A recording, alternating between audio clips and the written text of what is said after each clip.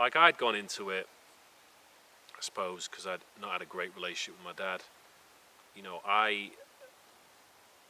because I'd always wanted to impress my dad, and I'd never been able to, or felt like I'd never been able to. I felt like every man I ever met was on a pedestal. You know, he was like the dad I was trying to impress. But then, I don't know, going into that, and everybody being on the same level, all those men being on the same level as one another, you know, made me realize that, you know, I didn't need to do that anymore.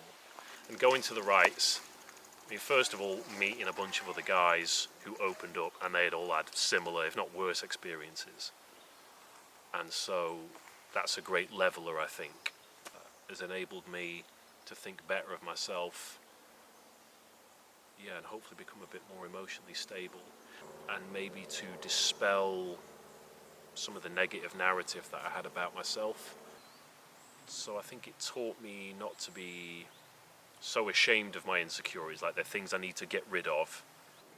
Going through that experience, feeling like I was able to be authentic, I was to have people who would see me and see me in my worst moments and my darkest moments and still accept me.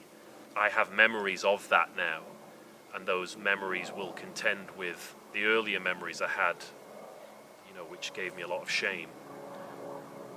And now maybe I feel more balanced inside.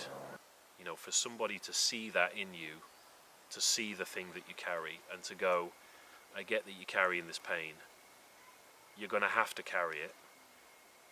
But it doesn't mean that you're a bad person. It doesn't mean you should be ashamed of yourself. After going to the rites, it's about learning to walk with grace. You know, that even when you're suffering, you can still be dignified, and you can still have integrity and honesty and courage and compassion and all the rest of it. So yeah, it's a recognition of what's going on inside, an acceptance of it, and then a moving forward with it and learning to carry it and walk with it. It gave me a better perspective on other humans. It's funny, like, you're amongst all these people you don't know, and like, we're always carrying these preconceptions in our head. You know, you look at the way somebody dresses, or the way their hair is, or, you know, the way they're stood, or their facial expression, and you're telling yourself a story about who they are, which is all based on your own bullshit. And, you know, I think going through the rites was a process of everybody getting completely stripped down. All that superficial stuff disappears, stripped down to the level of, well, the pain everybody's carrying, you know. And like we were just saying, pain's a great leveler, because it you know, all these guys were from different walks of life, but it doesn't matter how rich you are, or how successful you are, or how admired you are. You know, there's no way to escape the pain you've got inside you, because it's with you. You know, it's like the old saying, wherever you go, there you are. Learning to accept your own brokenness means that you're not looking for that acceptance from other people all the time.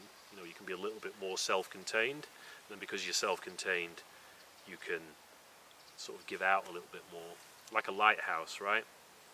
You know, that you're able to give light to other people, like compassion to other people, so that they don't crash on the rocks or whatever.